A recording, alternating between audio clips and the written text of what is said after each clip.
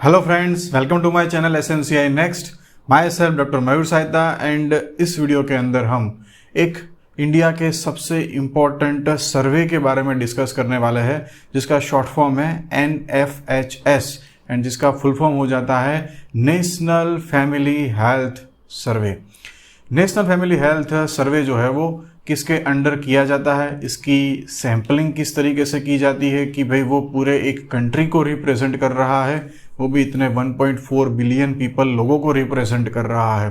तो इसकी सैम्पलिंग जो है वो एकदम साइंटिफिक तरीके से होनी चाहिए।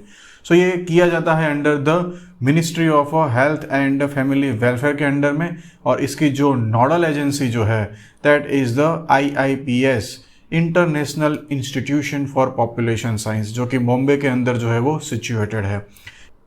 जो फर्स्ट NFHS जो था, जो कि किया गया था 1992 से 1993 में, और उसके बाद जो है वो NFHS 2 जो है वो 1998, 1999, 3 जो था वो उसके अराउंड 7 साल बाद 2005-6 में, और फिर जो है वो 10 साल बाद 2015-16 में, और अभी जो लेटेस्ट NFHS जो किया गया है जो है कि है NFHS 5 जो किया गया है 2019-20 के अंदर। और एक बार सर्वे हो जाए उसके बाद उसका एनालिसिस प्रोसेसिंग में भी टाइम लगता है, तो ऑलमोस्ट 1-2 साल बाद जो है वो डेटा पब्लिश होता है। जैसे कि NFHS 5 का डेटा जो है वो अभी 2022 में जो है वो पब्लिश हुआ। तो इसका मेन गोल क्या है, तो भाई हम जो भी हेल्थ सर्विसेज प्रोवाइड कर रहे हैं उसमें जो हेल्थ एंड फैमिली वेलफेयर जो है उसके रिगार्डिंग हाई क्वालिटी डेटा जो है वो उसके अंदर जनरेट करना, और जो भी इमर्जिंग इश्यूज जो है इस एरिया के अंदर उसको अर्ली आइडेंटिफाई करना।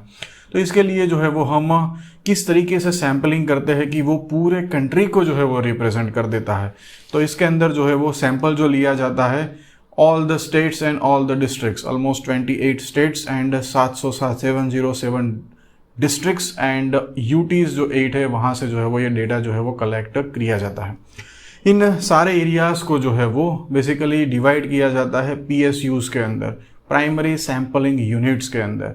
और ये प्राइमरी सैम्पलिंग यूनिट्स जो है वो कितने होंगे, that is based on the PPS system, probability proportion to size. जिसकी जितनी साइज उतने वहाँ से PSUs जो है वो ज़्यादा लिए जाएंगे। टोटल NFHS 5 के अंदर जो है वो कितने प्राइमरी सैम्पलिंग यूनिट्स जो है वो लिए गए थे, तो दैट वाज मोर देन 30,456। उसमें से कुछ के अंदर जो है वो डेटा कलेक्शन नहीं हो पाया था, बट हम ऐसा बोल सकते हैं कि वही ग्रेटर देन 30,000 PSUs में से जो है वो डेटा लिया गया।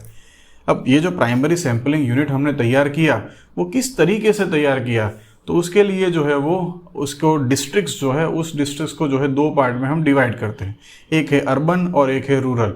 अर्बन के अंदर PSU सिलेक्ट करना है तो उसके अंदर सिलेक्ट किया जाए CEB, सेंसस एन्यूमरेशन ब्लॉक्स। जिस तरीके से अर्बन एरियाज को ब्लॉक्स में डिवाइड किया जाता है, उन ब्लॉक्स में से जो है वो PSU का सिलेक्शन होगा, और रूरल के अंदर जो है वो विलेजेस को जो है वो PSUs के तौर पर जो है वो लिया गया। और ये PSU हमने बोल दिया प्रोबेबिलिटी प्रपोर्शन टू साइज। अब जो भी PSU आपने लिया उसमें क्या सभी हाउस होल्ड्स का जो है हम डेटा लेंगे? नहीं, इसके अंदर जो है ऑलमोस्ट 15% ऑफ हाउस होल्ड्स का जो है वो डेटा जो है वो लिया गया। इसको मैं थोड़ा सा जो है वो एक एग्जांपल लेके जो है वो समझाता हूँ। जैसे कि कोई एक डिस्ट्रिक्ट के अंदर जो है एक PSU सिलेक्ट हुआ जिसके अंदर 300 हाउस होल्ड्स है, ठीक है, जो कि वो उस डिस्ट्रिक्ट की सैम्पलिंग साइज को रिप्रेजेंट करते हैं। अब एक डिस्ट्रिक्ट में कितने PSUs हो गए, depend on to the population size. अब इन 300 हाउस होल्ड्स को हम जो है वो 2 तरीके से कर सकते हैं। आप जो है उसको जो उसका प्रॉपरली मैपिंग किया जाता है जियोग्राफिकल, और उसमें से हाउस होल्ड्स को जो है वो नंबरिंग दिया जाता है। समझो कि हम 300 को जो है वो 100 के अंदर 3 पार्ट में डिवाइड करते हैं। तो रिप्रेजेंट करने के लिए जो है हम इसमें से कोई भी रैंडमली 2 सिलेक्ट कर सकते हैं, और उसमें से जो है वो 22 घर ले ले, या 22, that also becomes the scientific sampling. या तो फिर 300 को जो है हम 150 में डिवाइड करें, तो उस 150 में से जो है वो हम 22 घर रिलेक्ट कर सकते हैं, और दूसरे 150 में से जो है वो 22 हाउस होल्ड जो है वो सिलेक्ट कर सकते हैं। और इस हाउस होल्ड्स के अंदर क्या करना क्या है, so basically questionnaire, it's based on the recall method. No doubt इसके अंदर बायसेस हो सकते हैं, बट जो इंटरव्यू लेने वाला है उनको प्रॉपरली ट्रेनिंग दी जाती है, और डेटा वैलिडेशन जो है इसका बहुत ही स्ट्रांग है। एंड इसके अंदर जो क्वेश्चनरी है वो प्री डिज़ाइंड क्वेश्चंस जो कि बेसिकली 4 फॉर्म के अंदर है। एक हाउस होल्ड क्वेश्चंस, एक जो क्वेश्चंस उस घर के अंदर जो है जो महिला है उनको पूछा जाएगा वो फीमेल की क्वेश्चनरीज, उसमें मेन की क्वेश्चनरीज अलग है। और चौथा जो है भाई बायोलॉजिकल मार्कर्स, इनका जो है वो हाइट, वेट, ब्लड सैम्पलिंग जो है वो लिया जाएगा और उसके बाद जो है उसमें से डेटा एनालिसिस किया जाएगा। ये क्वेश्चनरी जो है वो 18 लैंग्वेजेस के अंदर, एंड जो मेथड थी that was CAPI method, that is a computer assisted personal interviewing. देखो इसमें इंटरव्यू है, समझे आप। अगर चाइल्ड है तो उसका वैक्सीनेशन है तो उसका वैक्सीनेशन कार्ड जो है वो देख के उसमें से डेटा जो है कैप्चर किया जाएगा। किसी के घर में विमेन का डेथ हो चुका है, बच्चे का डेथ हो चुका है, दैट्स अ रिकॉल मेथड, कोई ऐसा झूठ तो बोलेगा नहीं, है ना। सो उनका आइस ब्रेक करके प्रॉपरली जो है वो उनके साथ कम्युनिकेशन करके डेटा जो है वो लिया जाता है। जैसे कि मैं बोलूँ कि हाउस होल्ड्स के अंदर जो है इस क्वेश्चनरीज में क्या क्या मेन इंपॉर्टेंट चीज़ें हैं, किस टाइप के हाउस में रहते हैं, उनकी डेमोग्राफी कैसी है, वो कैसा वाटर सप्लाई है, उनका सैनिटेशन कैसा है, हाइजीन कैसा है, उस घर के अंदर जो डेथ, बर्थ, मैरिजेस जैसे कोई वाइटल इवेंट्स हुए हैं, ये सारा डेटा भी जो है वो लिया जाता है। तो बेसिकली है तो बहुत ही हेक्टिक प्रोसेस भाई, जो कि जाके उस घर में से जो है वो एक पूरी टीम जो है वो विद द व्हीकल, उसके अंदर फीमेल, मेल, सुपरवाइजर्स, ये सारे मिलके जो है वो उस हाउस होल्ड का विजिट करते हैं और उनका जो है वो डेटा लिया जाता है। जैसा कि फीमेल को जो इंटरव्यू किया जाएगा, नो डाउट तो उसके लिए फीमेल इंटरव्यू लेने वाली होंगी, उनको ट्रस्ट में लेके भाई उनका जो है वो डेटा कहीं ब्रीच नहीं होगा, ना ही उसका कभी डिस्क्लोज होगा। सो उस घर के अंदर जो 15 से 49 के बीच में जो भी फीमेल है उनको फैमिली प्लानिंग रिलेटेड, उनका HIV नॉलेज कैसा है, उनके अदर कोई हेल्थ इश्यूज़ है, डोमेस्टिक वायलेंस पे भी जो है वो डेटा जो है वो इसमें कैप्चर किया जाता है, उनके मैरिज कौन सी एज में हुए थे वगैरह। फिर मेल की जो क्वेश्चनरीज है जिसके अंदर मेनली उनका इकोनॉमिक स्टेटस, उनका फाइनेंस, उनका फर्टिलिटी रिलेटेड नॉलेज, ANC जब विजिट करने गई थी तो वो साथ में गए थे कि नहीं थे, उनका behaviour, attitudes towards gender roles, HIV का नॉलेज और उनको भी कोई अदर हेल्थ इश्यूज़ है कि नहीं वगैरह। जो मेन फोकस इसमें था वो एक बायो मार्कर्स जो लेने थे, तो उसके अंदर क्या था कि जो बच्चे थे उनका तो हाइट, वेट एंड हीमोग्लोबिन लिया गया। जो विमेन एंड मैन थे उनके रिगार्डिंग उनका height, weight, waist and hip ratio, जो ओबेसिटी निकालने के लिए उनका HB लेवल्स, एंड जो मोस्ट इंपॉर्टेंट थिंग दूसरी ली गई blood pressure and the sugar. Sugar को 2 तरीके से लिया गया, एक फास्टिंग ब्लड शुगर, नहीं सॉरी मेरी गलती हो गई, it's a random blood sugar जो है वो लिया गया, एंड HB1AC। HB1AC लेने के लिए जो है वो बेसिकली उनका ब्लड जो है वो कलेक्ट करा के एक ड्राई स्पॉट्स या एक राउंड होता है सर्कल, उसके अंदर जो है वो पेस्ट किया जाता है ब्लड और उनका जो है फिर एनालिसिस होता है। तो उसमें मेनली 3 पैरामीटर चेक किए गए, एक था उसके अंदर vitamin D3, HB1AC and malarial parasite.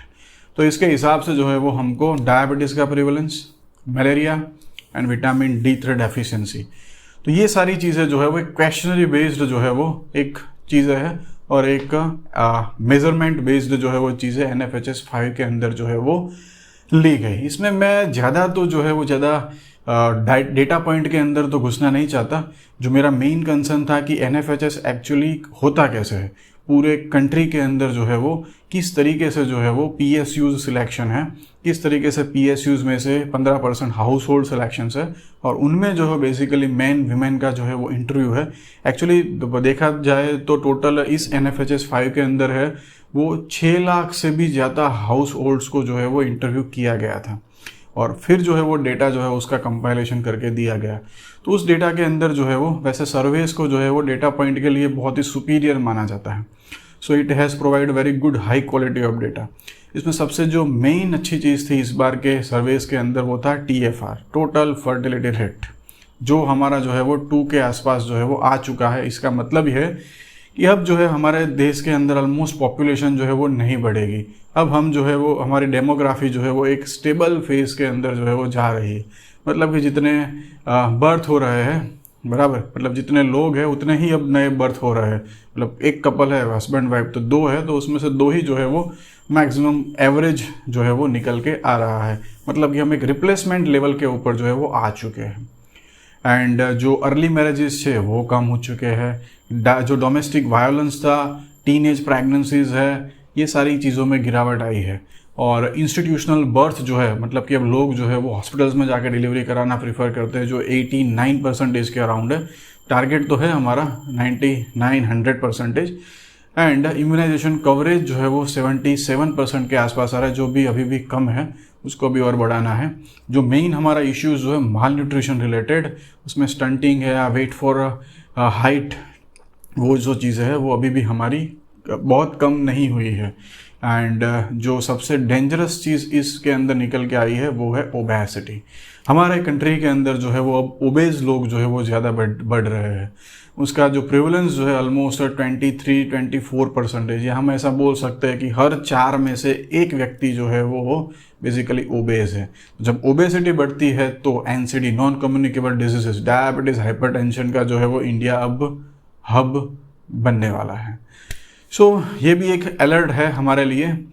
सो हमने जो है वो NFHS जो है क्यों इतना इम्पोर्टेंट है, उसका डेटा, उसका क्वालिटी वाइज बहुत ही सुपीरियर माना जाता है, तो हमने जो है उसके मेन इंपॉर्टेंस चीज़ें जो है वो कवर करने का जो है इसमें ट्राई किया। आई होप कि आप सबको वीडियो पसंद आया होगा। Thanks for listening.